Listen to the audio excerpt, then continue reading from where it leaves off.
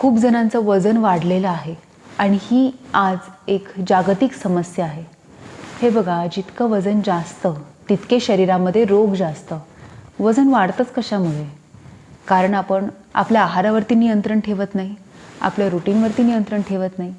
जर कधी व्यायाम करायचं ठरवलं तर आपण त्यामध्ये नियमबद्धता आणत नाही, म्हणून वजन वाढतं. हीच तर ती कारणं आहेत.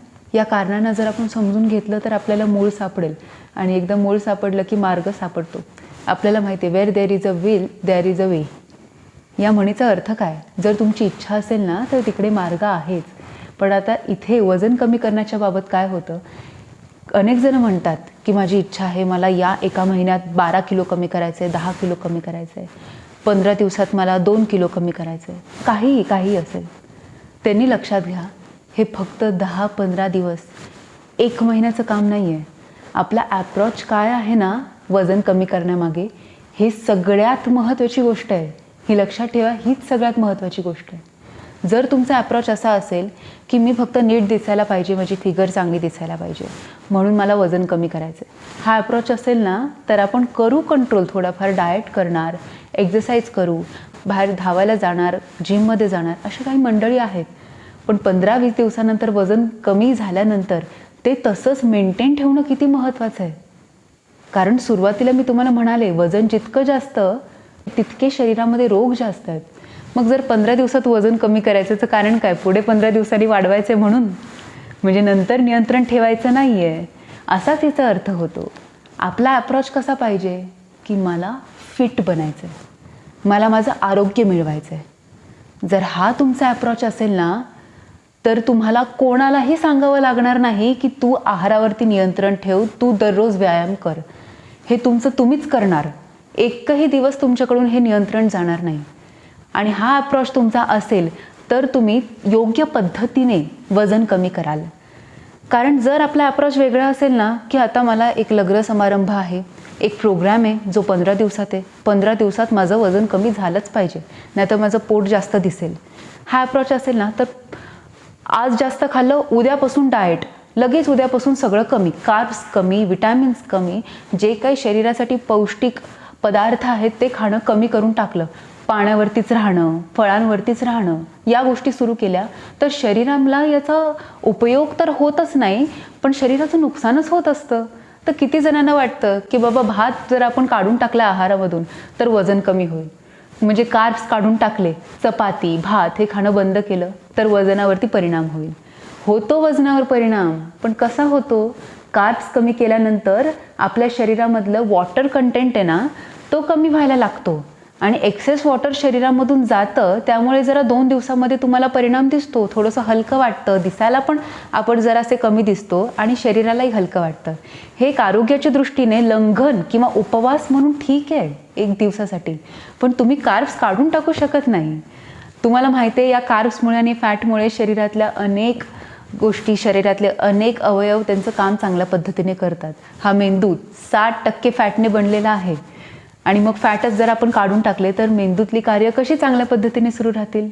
आपल्याला जी शक्ती मिळते बोलण्यासाठी, चालण्यासाठी, विचार करण्यासाठी, ही सगळी शक्ती आहारातून मिळत असते, अन्नातून मिळत असते, त्यामध्ये असणाऱ्या ग्लुकोजमुळे मिळत असते.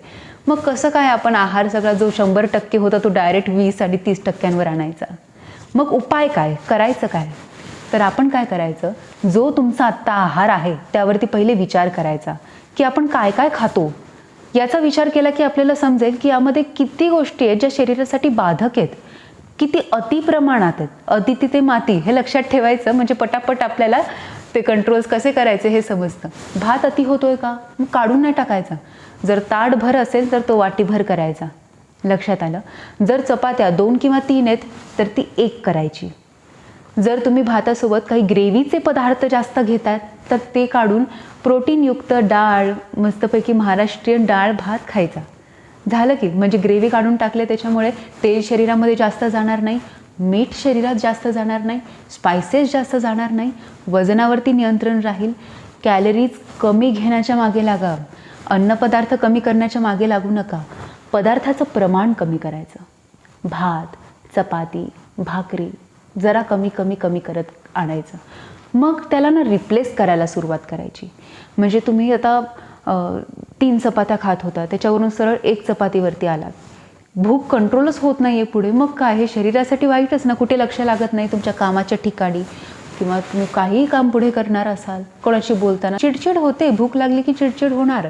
म्हणून रिप्लेसमेंट महत्त्वाची आहे.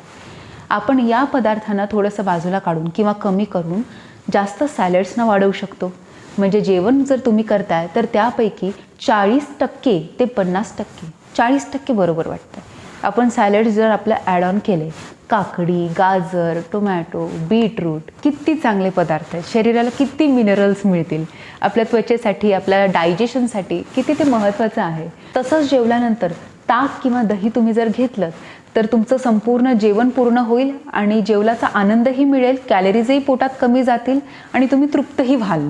अशा पद्धतीने कमी कॅलरीजमध्ये आपल्याला संपूर्ण जेवण घेता येतं.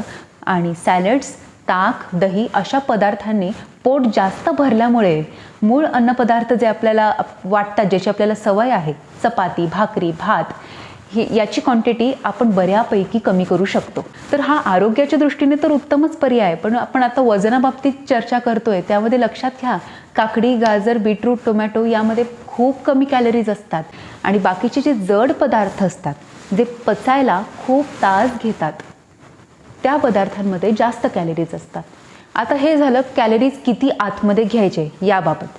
पण खरं सांगू का, कॅलरीजचं नियंत्रण ना आपण कितीही करायचं म्हटलं तरीसुद्धा आपण शरीराला समजूनच ते केलं पाहिजे. म्हणजेच शरीराचा BMR rate, basal metabolic rate, हा रेट आपण पाहण्यासाठी आपल्याला इंटरनेटवरती कुठेही BMR कॅल्क्युलेटर मिळेल.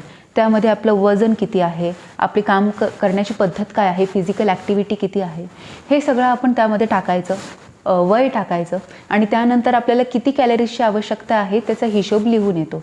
तेवढे कॅलरीज आपण खाऊ शकतो. आता तेवढे कॅलरीज समजा 2-2.5 हजार कॅलरीज असतील, तेवढेच मोजून तुम्ही नाही खाऊ शकत, कारण शरीरामध्ये अचानक जर तुम्ही कोणता बदल केला तर ते घातकच ठरतं.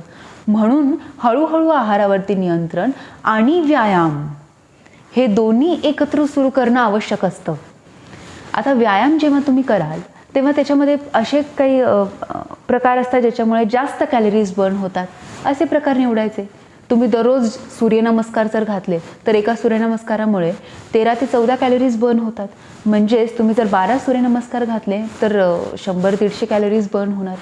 जर तुम्ही 24 सूर्यनमस्कार घातले तर आरामात 200 कॅलरीज बर्न होणार. पण हे लक्षात ठेवा, हा हिशोब सर्वांसाठी सारखा नाही आहे.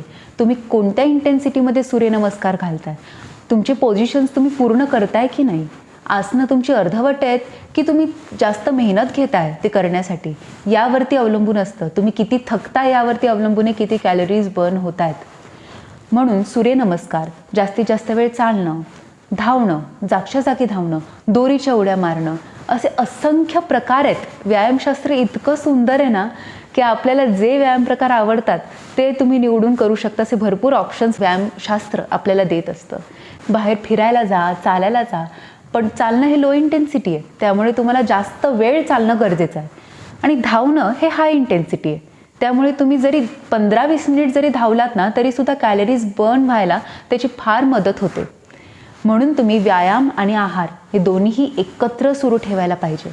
आणि सुरुवातीला जसं सांगितलं, अप्रोच फार महत्त्वाचं आहे. तुम्हाला माहिती आहे, मेडिकल सायन्स ओबेसिटीला रोग म्हणतं आणि आपल्यासाठी ते कॉमन झालेलं आहे. कारण आपल्याला आपल्या घरातलेच तसे दिसायला लागतात, आजूबाजूची मंडळीच आपल्याला तशी दिसतात की ज्यांना आपलं वजन वाढलेलं चालतं. पोट जर वाढलेलं असेल ना तरी चालायचंच. आता याचं 40 ओलांडली आहे हे तर होणारच, वजन तर वाढणारच. काही बायकांना वाटतं मेनोपॉज झाला आहे, इस्ट्रोजन सेक्रेशन शरीरामध्ये कमी होतं, त्याच्यामुळे महिलांमध्ये सहजपणे वजन वाढतं आणि इथून खालचा जो भाग आहे तो पेअर शेपमध्ये यायला लागतो. इथून कमी आणि मग सीटपासून जास्त असं शरीर व्हायला लागतं. त्याला पेअर शेप बॉडी म्हणतात. त्याच्या अगोदर जी बॉडी असते ती ॲपल शेप बॉडी असते. म्हणजे जसे खांदे पाहिजेत, छाती पाहिजे, पाठ पाहिजेत, पाय पाहिजे, ते सगळे बरोबर बांधेसूदपणा आपल्या शरीराला चांगला असतो, मिळालेला असतो. पण नंतर सगळ्याच महिलांमध्ये अशाच प्रकारे चेंजेस घडून येतात, त्यामुळे एकमेकींना पाहून ती सवयीचं होऊन जातं.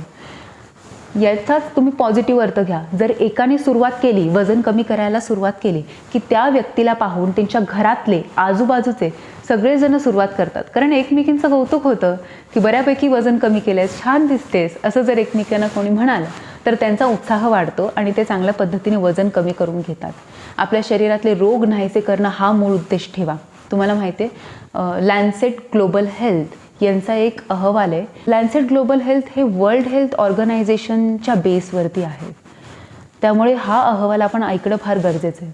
195 देशांपैकी व्यायामाचा अभाव असणाऱ्या लोकसंख्येचा सगळ्यात जास्त प्रमाणामध्ये असणारा भारत हा 12वा देश आहे. म्हणजे आपल्या देशामध्ये 50% पॉप्युलेशन व्यायाम करत नाही. तुम्ही समजून घ्या, शरीराला आत्ताच्या काळात व्यायामाची किती गरज आहे, किती गरज आहे.